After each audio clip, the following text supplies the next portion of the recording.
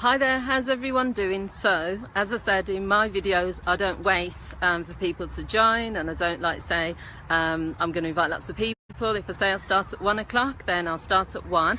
And if you've been watching over the last few weeks, then I'm doing a series on different relationship issues that affect people. And the reason I'm doing this particular series is because I'm a relationship counsellor. I work with couples, but I also work with individuals. And it's usually around relationship dilemmas. Maybe they're in like on-off relationships, maybe they have trust issues because they've been hurt in the past.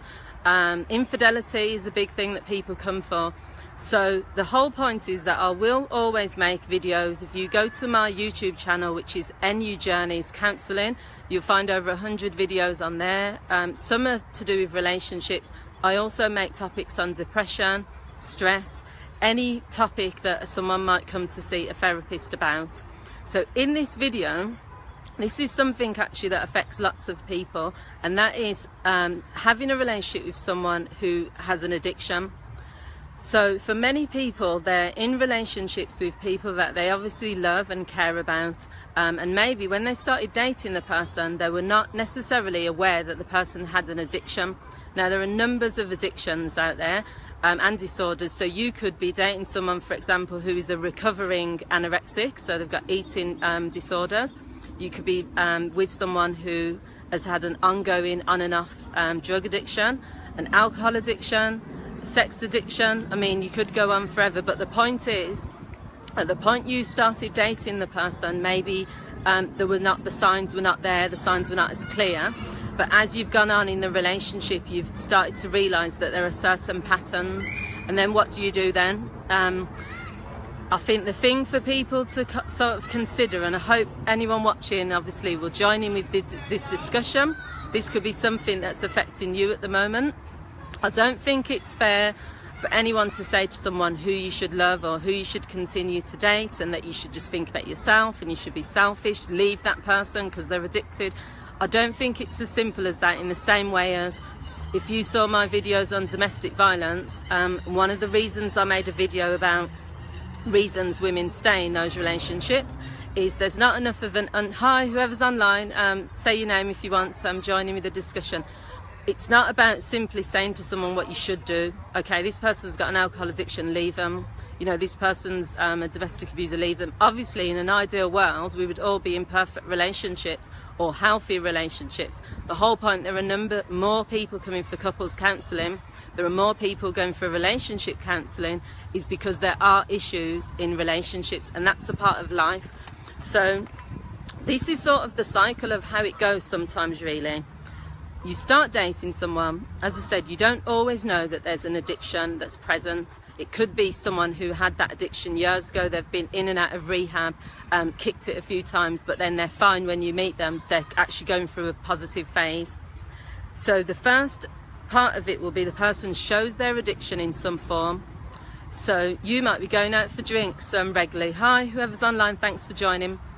You could go out for a drink, go out to a restaurant or even just for a drink at the bar, and you start to notice and observe that that person drinks like a lot more than maybe the average person, or that person can't stop drinking and they're just continuously having it.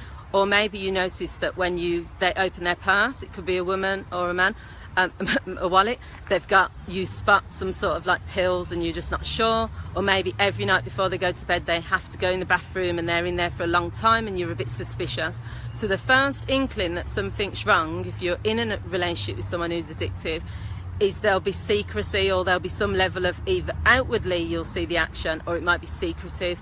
So someone with anorexia or bulimia, this is one of the biggest addictions or eating disorders that is hard to trace, because you're going to have people with bulimia who obviously they're eating to excess and then they're throwing it up, and people with anorexia are just messing about with their food on the plate, or they're doing little things, but we don't necessarily sit and sort of gather evidence about people's eating habits. So you're only really going to find out if either the person tells you, or if you're really observant of like, oh, you've lost loads of weight these days, or I've noticed every time I put a meal out, you're playing around with the food on the table, but I've never actually seen you eat a full meal. It has to literally be you identify, okay, there's something wrong here, because maybe that person's not going to tell you.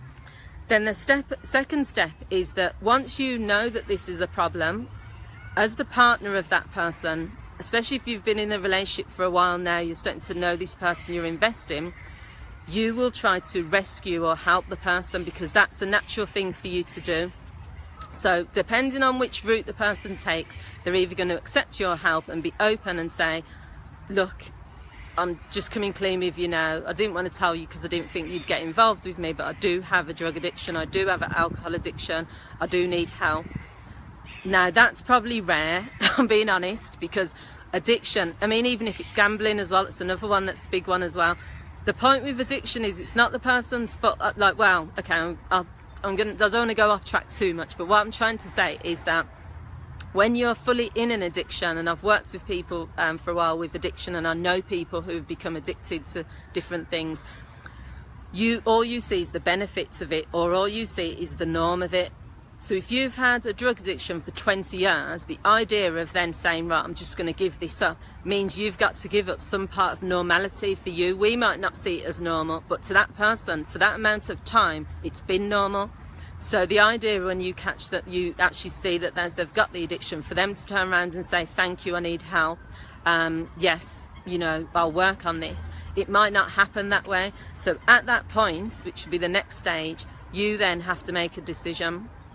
So your decision is going to be, am I going to stay with this person knowing that I know about the addiction, and I'm going to just like wait to see if they're going to get help, or am I going to you know, make a decision that I have to walk away from this? And that will be your decision to make. And then the final thing will just be this ongoing cycle, really. Someone in an addiction, as I've said, has to make the choice at some point of what they're going to do. Am I going to seek help? It can't be about the relationship. That's never going to be the pulling factor for someone stopping what they're doing if they've been doing something for years. It's always going to be, they're going to get to either rock bottom, or they're going to decide that they're ready. And you can't make a person be ready for something. So you nagging at them to go and get some help for your drinking, go and get some help for your drug addiction, won't be the key point that will make them do that. It will be either them saying, you know, I've got to do this, it's been going on for too long, it's having a major impact on my life, or it will be them getting to rock bottom where maybe they overdose or nearly die, or they get arrested. And so that will be the crucial point. So all I would say to you really is think about the impact it's having on you. Hi Betty, thanks for joining me. Think about the impact it's having on the people around you, on your children if you've got children together. Think about the impact it's having in terms of, is this person ever going to get to a point where they stop and make those changes, and can I support them while they do? The decisions that you make have to be around, you know, the impact it's having on you, not anything to do with how much you love the person. How much you love someone is not an indication of whether you're going to stay with them while they're addicted, because even if you love them enough to let them go and get help, then that's still sending a sign to them that, you know, I care about you, but right now I cannot be in this addictive situation with you, because the pain it's causing me, the pain it's causing our family, is greater than like my love for you, really. And that's not a bad thing, but if you do decide to stay, you have to just understand that it's going to be an up and down thing and a cycle. They might have relapses, they might fail a few times, but if you've decided to stand by a person with an addiction, then that's like a decision for you to make, really. So thank you everyone for joining me today. I really appreciate people joining me on these lives. I've got 2 more live videos I'm going to be doing on a Sunday at 1, and they're both going to be relationship issues, but I'll continuously do live videos. Probably I'm doing them an average of every 2 weeks to a month. If you want information about New Journeys Counselling, then you can find information on my page. You can also send me a referral through my page or a private message, and you can go to my other things. You can email me. All the details are there anyway on my page. Thank you for joining me everyone, and I'll see you again soon. Take care, and please feel free to share this if you think it will benefit anyone else. Thanks for watching. Have a good weekend. Thanks Betty. Bye.